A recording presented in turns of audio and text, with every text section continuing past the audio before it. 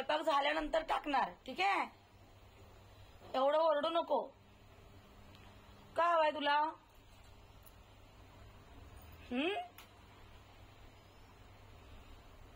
काय हवंय बोल. आता इथं आल्यानंतर बोलायचं बंद काय?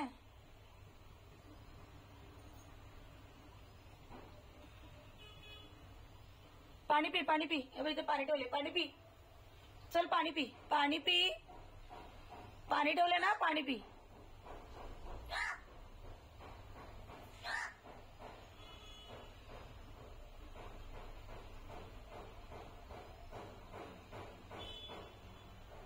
पाणी पी. चल भाजी कापू दे मला, ओरडू नको.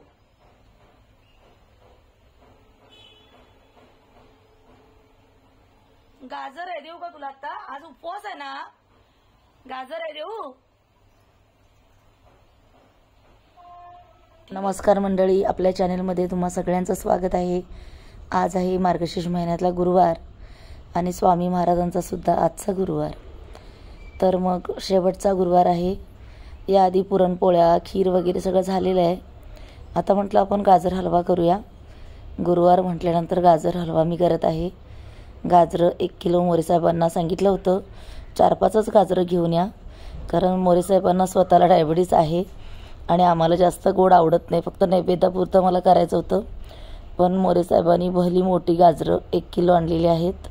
आता नाविलाजाने सगळी गाजरं किसून घेतली आणि बेदाणे काढले, चारोळा काढले, बदाम, वेलदुडे वगैरे सगळं काढलं. काजू, बदाम, वेलची पावडर सगळं काढलं आणि भांड्यामध्ये तूप टाकलं. तुपानंतर तूप चांगलं गरम झालं, 2 चमचे तूप. त्याच्यानंतर ते बेदाणे आणि जे चारोळे होते ना ते टाकले. म्हटलं बेदाणे चांगले फुलू देत आणि तुपामध्येच टाकलेले आहेत मी. आणि त्याच्यानंतर मग हा गाजराचा किस आहे ना, हा टाकलेला आहे मी. 1 किलो गाजर आहेत. आता याच्यामध्ये कलरसाठी बीट वगैरे असं काही मी वापरणार नाही आहे, ओरिजिनलच करणार आहे. गाजर जे आहे ना, किसलेलं गाजर ते पहिलं तुपातून चांगलं परतून घेते आणि थोडा मावासुद्धा आणलेला आहे. दुधावरची साय आहे, दूध काढलेलं आहे. साखर आपल्याला जास्त नाही घालणार आहे, कारण साखर जर जास्त घातली ना तर मग मोरेसाहेबांना खायलाच भेटणार नाही. तर मलाई सकट दूध, मलाई नाही काढली मी आज, दुधावरची अशीच ठेवली. तर मलाई सकट पहिलं दूध एक चांगलं वाटीभर होईल एवढं घातलेलं आहे मी. वाटीपेक्षा जास्तच होईल म्हणजे एवढं मी दूध घातलेलं आहे. आणि साखरसुद्धा अगदी कमी घातलेली आहे, म्हणजे मोरेसाहेबांना सुद्धा खायला होईल, कारण मोरेसाहेबांना आवडतो. आणि वेलची पावडर, मी इकडे वेलची पावडर केली होती तर तीसुद्धा 1 चमचा इकडे घातलेली आहे. आणि काजू आणि बदाम हे सुद्धा चांगले मी बारीक केलेले आहेत, पावडर नाही केलेली. जे आपलं खलबत आहे ना त्याच्यामध्येच थोडंसं क्रश करून घेतलं आणि ते सुद्धा लागलंच घातलेलं आहे. आणि थोडंसं मीठसुद्धा घातलेलं आहे. आता चांगलं परतते आणि बारीक गॅसवरती ठेवते, झाकत नाही. आता झाकलं ना तर काय होतं, कलर लगेच बदलतो. कुठलंही असो, हिरव्या पालेभाज्या असो, भाज्या असो किंवा गाजर हलवा असो, झाकलं ना की लगेच काय होतं, कलर बदलतो. आता इकडे थोडा मावा होता माझ्याकडे, तर तो सुद्धा मी इकडे घातलेला आहे आणि दुधामध्ये चांगलं शिजू देते बारीक गॅसवरती.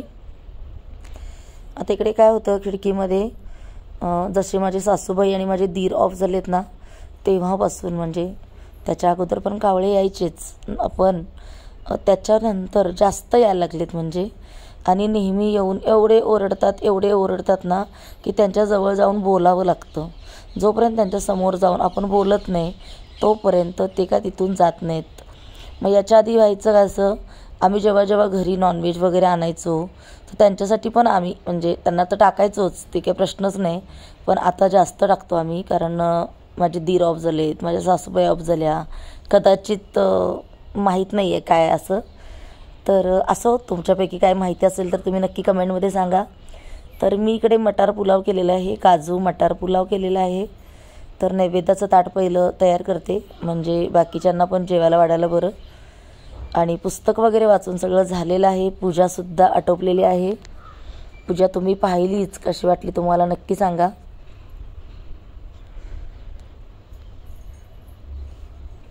आणि आज ना भाजीला काय होतं, वालाचे दाणे म्हणजे पावट्याचे दाणे होते माझ्याकडे आणि मस्त कवळं लुसलुशीत वांगीसुद्धा होती.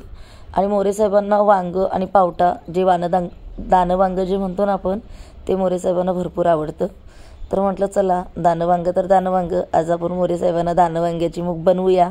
म्हणून मग दाणं वांग्याची मी भाजी बनवलेली आहे. छान झाली भाजी, अगदी चमचमीत, कलर वगैरे सुंदर दिसतोय, टेस्टसुद्धा वाससुद्धा भारी येते. आणि मिरची तळली होती, जी मसाला घालून आपण वर्षभरासाठी जी मिरची ठेवतो ना, तर ती मिरच्यासुद्धा मी तळलेल्या आहेत. आणि ते दोडके असतात, त्या दोडक्याच्या वरच्या ज्या शिरा असतात ना, तर त्या शिऱ्यांची चटणी केलेली आहे मी. तर ती चटणी इकडे वाढलेली आहे. चपाती आहे, पुऱ्या वगैरे काही केलं नाही कारण तेलकट जास्त खायचं नाही म्हणून. पापड तळलेले आहेत, दाणे वांग्याची भाजी आणि कोथिंबीर वडी केली होती, शिवाय गाजर हलवा, डाळीची आमटी, शेवग्याच्या शेंगा घातलेली आणि काजू मटर पुलाव. आज एवढंच बनवलं आहे. तर आजचा नैवेद्य तुम्हाला कसा वाटला नक्की सांगा.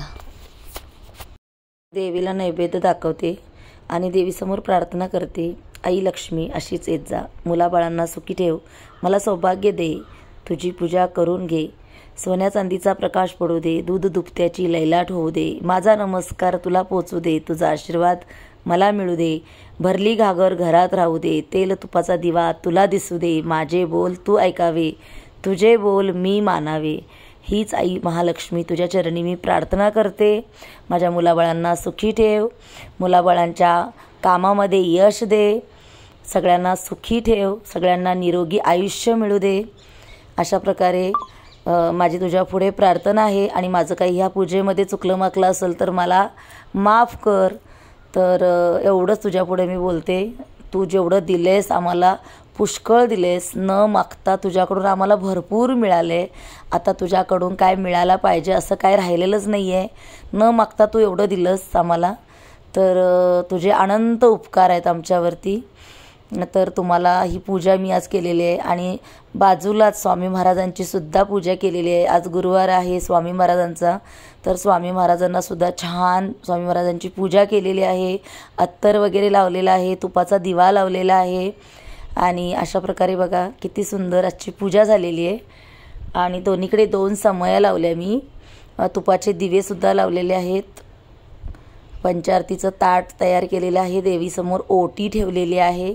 आणि धूप आज दिवसभर आमच्याकडे धूप चालत आहे, म्हणजे धुपाची वडी संपली की परत आम्ही धूप लावतोय असं. आणि हे जे 5 विडे आहेत, तर हे आपले कुलस्वामी जे आहेत, जे माझे माहेरचे सासरचे, तर त्यांच्यासाठी हे आपण आमंत्रण करतो की तुम्ही सुद्धा आमच्या पूजेला या.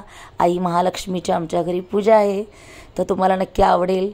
तर तुम्हाला माझी पूजा आणि नैवेद्य जर आवडला तर आपल्या चॅनलवरती जर नवीन असाल तर पटकन आपल्या चॅनलला सबस्क्राईब करा, बेल आयकॉन क्लिक करा.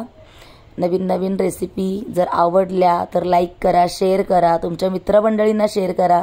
आणि चांगल्या चांगल्या कमेंटसुद्धा करून सांगा पूजेमध्ये काय राहिलं आहे का, किंवा अजून काय आवडलं का. तर मंडळी, तुम्हा सगळ्यांना मी आज मार्गशीर्ष महिन्यातला जो गुरुवार आहे त्याच्या तुम्हा सगळ्यांना मी शुभेच्छा देते. आणि आता आम्ही उपवास सोडायला बसणार आहे. मोरे साहेब आमचे आलेले आहेत, पृथ्वी आलेला आहे, आम्ही आरती म्हटली, पुस्तक वाचलं. खूप छान आमचा शेवटचा गुरुवार गेला. आणि वाईटसुद्धा वाटते कारण हा शेवटचा गुरुवार आहे. पुढच्या गुरुवारपासून मग परत पूजा नाही होणार मार्गशीर्ष महिन्यातली, म्हणून वाईट पण वाटते. चला तर मंडळी, काळजी घ्या. आई अंबाबाई तुम्हाला सुद्धा सुखी ठेवेल, तुमच्या मनातल्या इच्छा पूर्ण करेल. आई अंबाबाईचा उद उद उद उद उद उद.